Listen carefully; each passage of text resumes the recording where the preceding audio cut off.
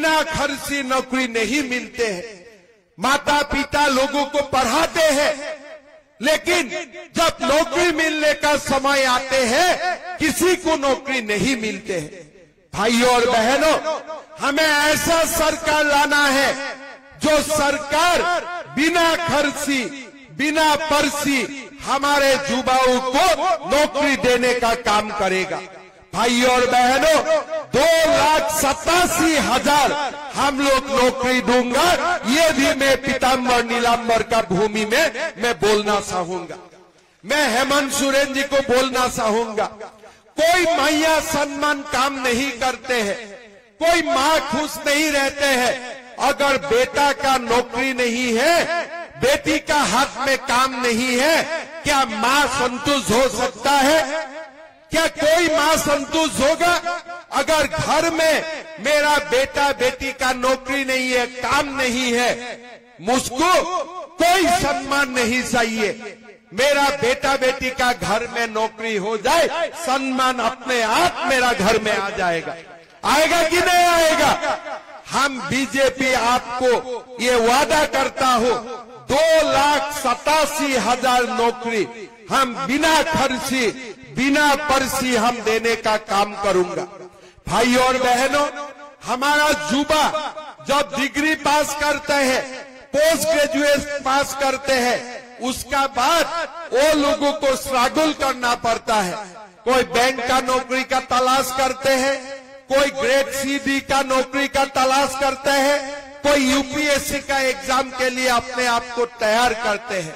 हमारा पार्टी ने ये संकल्प लिया है कि झारखंडी युवाओं जो डिग्री पास करेगा, पोस्ट ग्रेजुएट पास करेगा, उसका बाद हम 2 साल उनको महीना 2-2 हजार रुपया उनको हम बैंक में दूंगा। वो अपना जॉब के लिए ट्रेनिंग करे, अपना जॉब के लिए वो अपने आप को प्रिपेयर करे।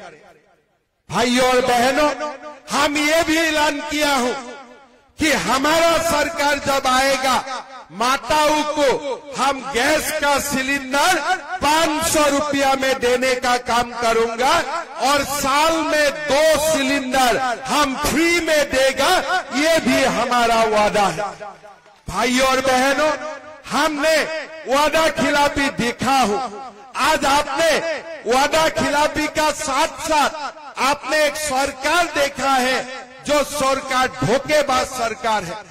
2 दिन पहले मैं बरकट्ठा गए थे, एक माँ को मैंने देखा झोला लेके आ रहे थे और झोला में हेमंत सोरेन जी का फोटो है।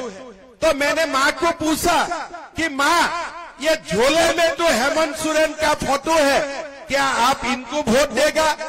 माँ ने बोला, बेटा झोले तो हेमंत सोरेन का है, लेकिन अंदर का साउल नरेंद्र मोदी का है।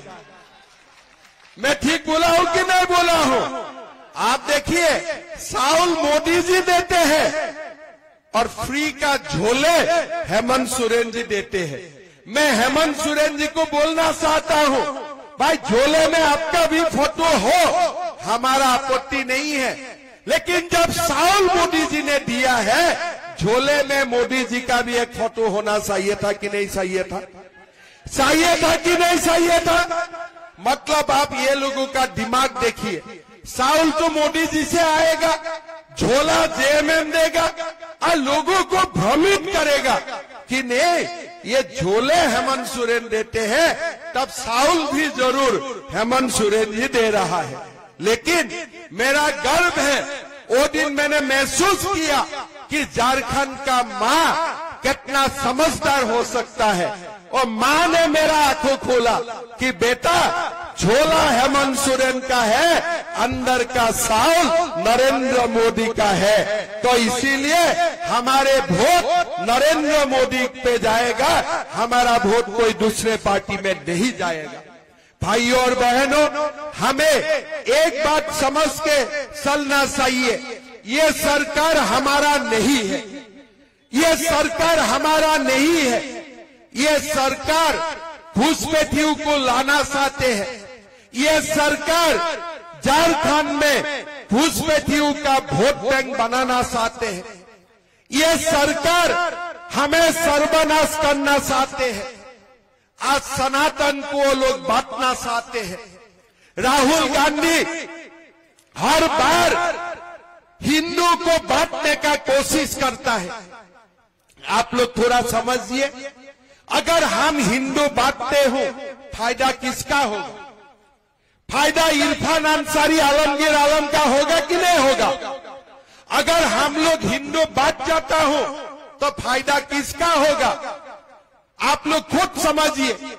आज राहुल गांधी को हमें बताना है कि हम हिंदू बांटने वाला नहीं है, हम हिंदू एक है और हम हिंदू एक रहेगा। ये बात आज हमें उनको बोल देना है। भाई और बहनों, आज आप देखिए, हिंदू जब एक रहता है, हिंदू सब कुछ कर सकता है। 500 साल का बाद राम जन्मभूमि में दीपावली हुआ कि नहीं हुआ? हुआ कि नहीं हुआ? आज हिंदू ने बाबर का जगह में राम मंदिर बनाया कि नहीं बनाया? जब हिंदू एक साथ रहता है, हिंदू सब कुछ कर सकता है।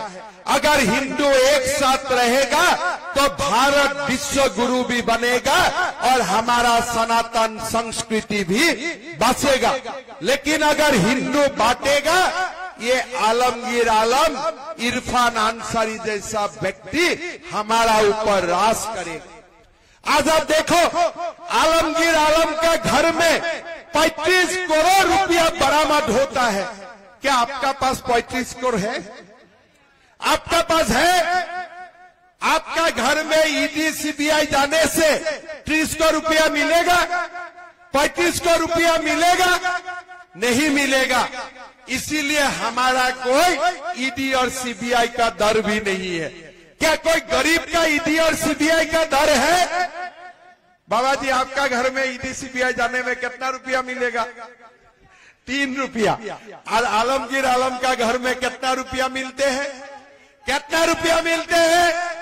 35 करोड़ रुपया मिलते हैं। और ये रुपया किसका है? ये आपका पैसा वो लोग अपना घर में रखा हुआ है। ये पैसा का मालिक आप लोग हैं, ये पैसा का मालिक हकदार आप लोग हैं। लेकिन ये हेमंत सोरेन ने कोई हिंदू को 35 करोड़ का मालिक नहीं बनाया। जो भी बनाया, इरफान अंसारी को बनाया, आलमगीर आलम को बनाया, हमें लोगों को कुछ नहीं बनाया। भाई और बहनों, ये समझना चाहिए कि हमारे जो सरकार है, ये सरकार हमारा नहीं है। आज रविंद्र राय जी अभी बोल रहे थे कि जब हमारे सरकार थे, पलामू में नक्सल खत्म हो गए थे, लेकिन आज दोबारा नक्सल बढ़ने लगा है। हमारा वादा है, हमारा सरकार आएगा, दोबारा हम नक्सल को पलामू का धरती से खत्म कर दूंगा। ये भी हमारा वादा है। ये हम छत्तीसगढ़ में भी कर रहा हूँ, बिहार में किया, आंध्र प्रदेश में किया, और दोबारा हम ये कदम झारखंड में भी उठाना होगा तो वो कदम हम भी उठाएगा। भाई और बहनों, मैं असम से आया हूँ। असम का स्थिति भी झारखंड से ज्यादा खराब है।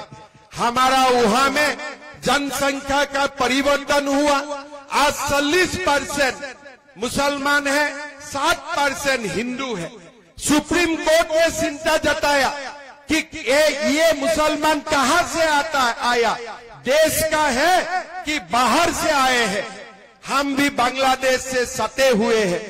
हमारे नेता लोग, हमारे जनता जो समय सावधान होना चाहिए था, वो समय सावधान नहीं हुआ।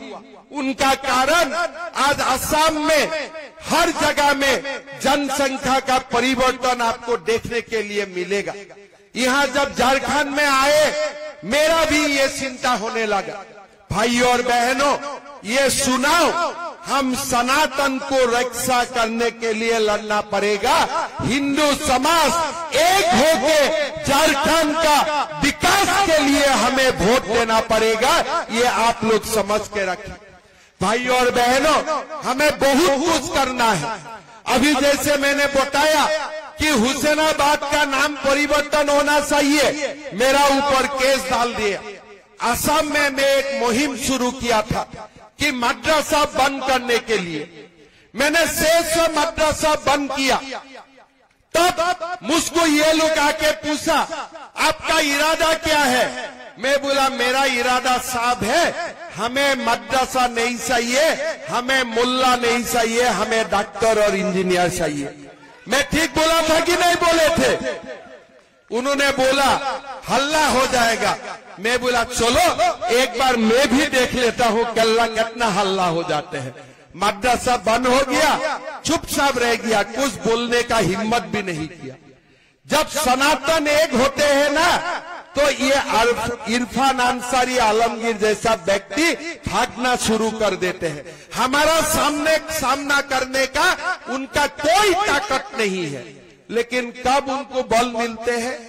जब हमारा बीच में बच जाता हूं, जब हम जाति में समाज में बच जाता हूं, तभी हमारा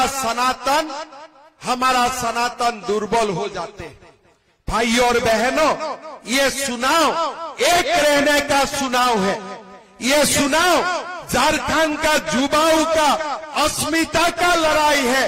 ये चुनाव झारखंड से घुसपैठियों को बाहर निकालने का चुनाव है। ये चुनाव पलामू पांकी का विकास का चुनाव है।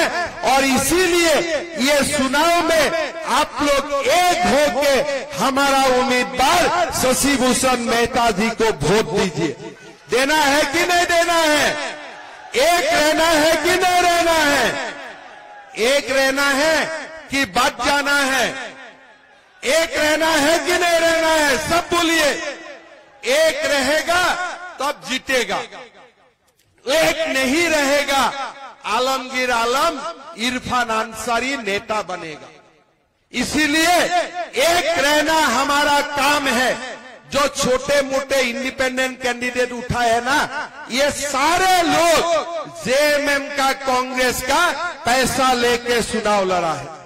ये सारा लोग वोट कटुआ बन के चुनाव लड़ा है। ये लोगों को एक भी हमें वोट नहीं देना है। किसी का ऊपर दबाव है, भाई शशि भूषण मेहता को वोट कटाओ। किसका फायदा होगा? हेमंत सोरेन का फायदा होगा। किसका फायदा होगा? इरफान अंसारी का फायदा होगा। किसका फायदा होगा? आलमगीर आलम का फायदा होगा। आज आप लोग देख सकता है, प्रधानमंत्री जी हजारों करोड़ रुपया भेजा है कि माओ को नल से जल देने के लिए। लेकिन मिथिलेश ठाकुर सारा पैसा खा गया कि नहीं खा गया? खा गया कि नहीं खा गया? किसी का नल से जल आते हैं, किसी का घर में पानी आते हैं। तो आज हमें झारखंड को एक बार जो वाजपेयी जी का सपना क्या झारखंड था, इसको बनाना है कि नहीं बनाना है? झारखंड को विकास का ओर लेके जाना कि नहीं जाना है? गोगो दीदी आना है कि नहीं आना है? झारखंड का युवाओं को नौकरी मिलना है कि नहीं मिलना है? अगर मिलना है तो मैं बार बार एक ही बात बोलूंगा, हम अपने आप में हम बांटेगा नहीं, हम एक रहेगा। सनातन रक्षा करने के लिए, भारत का विकास के लिए हम लोग एक होके कमल साफ में वोट डालेगा। ठीक है ना? सब समझ गया? अपने आप में बांटना है क्या? समाज का रूप से बांटना है क्या? आप बोलो हम हिंदू है, हम हिंदू था, हिंदू है और हम हिंदू रहेगा। यही हमारा संकल्प है। और हिंदू जब रहेगा ना, भारत का भी विकास होगा। ये भारत को 5000 साल से हिंदू ने रक्षा करके आए हैं। छत्रपति शिवाजी महाराज ने हिंदू को रक्षा किए थे।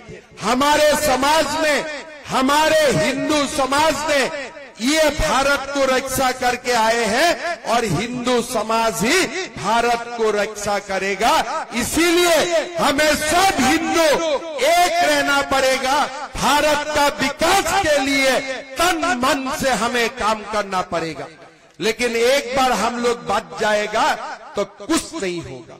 मैं मानता हूं पांकी में आज मैं जो उत्साह और उमंग देखा हूं, मैं तो मानना चाहता हूं, मैं बोलना चाहता हूं कि इलेक्शन का रिजल्ट आज ही हो गया है। शशि भूषण जी जीत चुका है। जीता है कि नहीं जीते हैं? जीत गया है ना। और देखिए शशि भूषण जी इस बार तो विधायक रहा। झारखंड में बीजेपी का सरकार बनेगा ना, शशि भूषण जी बड़ा व्यक्ति बन जाएगा।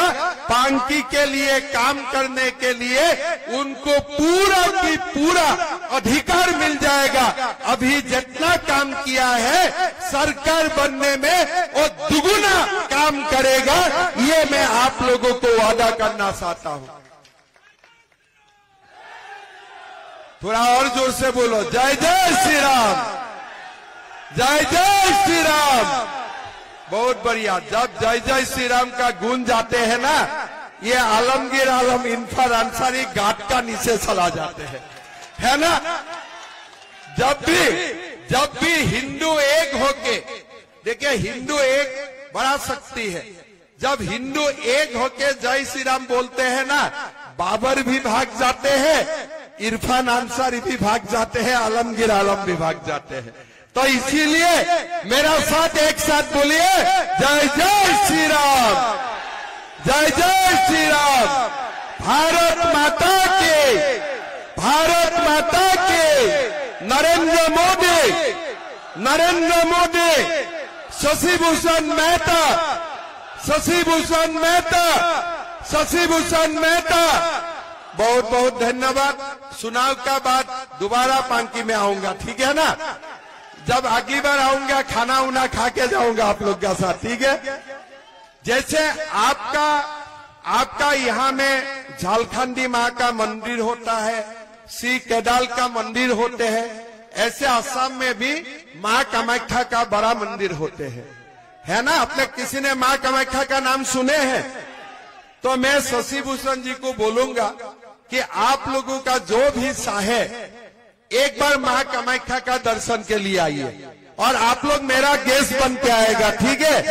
वहां में गुवाहाटी में आप लोग को रखना, ठहरवाना, माँ का मंदिर दर्शन करवाना, ये मेरा जिम्मेदारी रहेगा। जरूर आइए और मैं भी दोबारा पांकी में आऊंगा, जरूर आऊंगा और एक साथ मिलके हम लोग झारखंड का विकास के लिए काम करूंगा। बहुत बहुत धन्यवाद। जय हिंद, वंदे मातरम। बहुत बहुत धन्यवाद। अब धन्यवाद ज्ञापन के लिए मैं इस मंडल के लोकप्रिय लवली गुप्ता जी को मैं नाम आमंत्रित करता हूं। धन्यवाद ज्ञापन करके सभा को समाप्त करने की घोषणा करें।